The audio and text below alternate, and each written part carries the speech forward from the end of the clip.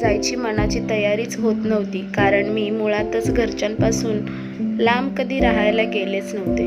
त्यात मुंबई म्हणजे कितीतरी लांब होतं, म्हणून मी आधी नकोच म्हणत होते.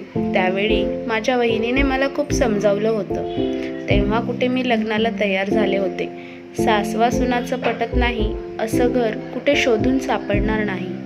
पण आमचं घर याला अपवाद आहे.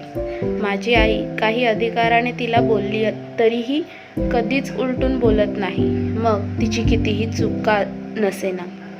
मग अशा वेळी मात्र मी तिच्या पाठीशी असायचे. तिची चूक नसताना आई तिला काही बोलली तर मात्र मी वहिनीची बाजू घेऊन आईलाच बोलायची.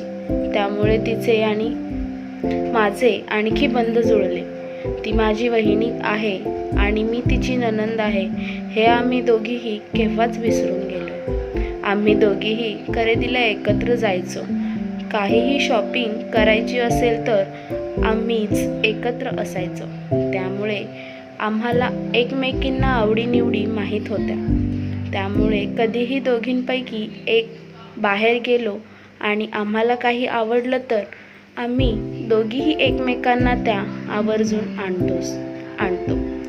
घरात कोणताही सण समारंभ किंवा कार्यक्रम असो, त्याची तयारी आम्ही दोघीही करायचो.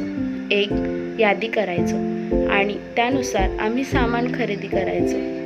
वेगवेगळं खरेदी केलं तर एकमेकींना सांगायचो. अजूनही ती सवय गेली नाही. खरं म्हणजे वहिनी माझ्यापेक्षा मोठी आहे. तिने कधीही भेदभाव केला नाही. मी मुंबईला तर ती रत्नागिरीला. पण असं असलं तरी अजूनही प्रत्येक कार्यक्रमाचे बारीक सारीक गोष्टी ती मला फोनवरून सांगते.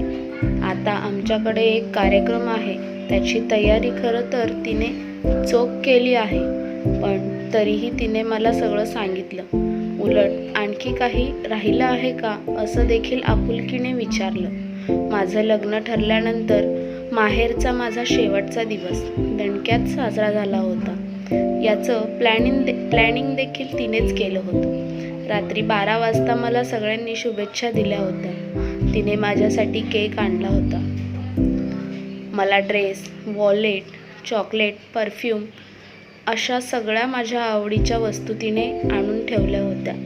इतकंच नाही तर दुसऱ्या दिवशी देखील तिने माझ्यासाठी पार्टी अरेंज केली होती. मला इतका आनंद झाला होता की मी हा माझा वाढदिवस उभ्या आयुष्यात विसरू शकणार नाही. इतकंच नाही तर माझ्या लग्नाचा वाढदिवसही तिने साजरा केला होता.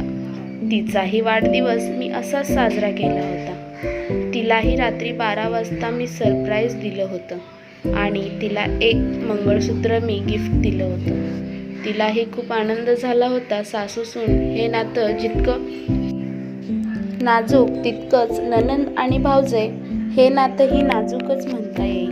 मात्र हा नाजूकपणा आमच्यात कधीच नव्हता. म्हणजे असं की हा नाजूकपणा जपण्याची आमच्या दोघींवर कधीच वेळच आली नाही. आमचं दोघींचं सूत छान जुळलं आहे.